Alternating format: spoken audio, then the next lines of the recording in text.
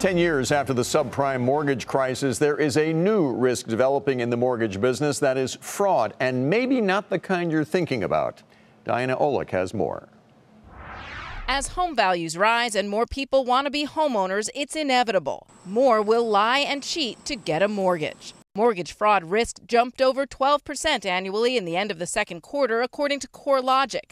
They gauge risk by looking at instances of fraud in identity, occupancy, and income, among other things. The biggest jump, 22%, was in misrepresenting income. Lenders are pretty strict now about how much debt you can carry in relation to income, so people are juicing the numbers. Also, more investors in the market for renting or flipping means more people claiming they'll occupy the property when in fact they won't. Most people will want to say that they're living in a property because their terms of their loan are going to be better than if they're buying it as an investment.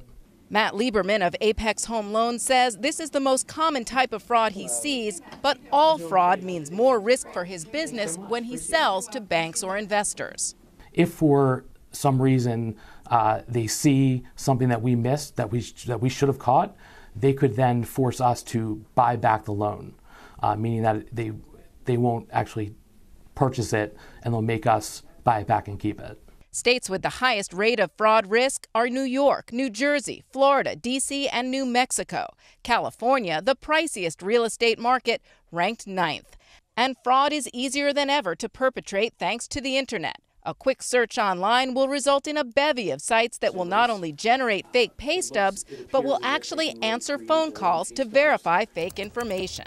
Technology is definitely part of the problem because people can go and generate a fake pay stub and do all these things on the internet they couldn't do 10, 20, 30 years ago. And the risk isn't just from borrowers. Brokers who package loans for lenders are also committing more fraud. Why? Because as interest rates rise and the refinance market dries up, they need more business from buyers. For Nightly Business Report, I'm Diana Olick in Washington.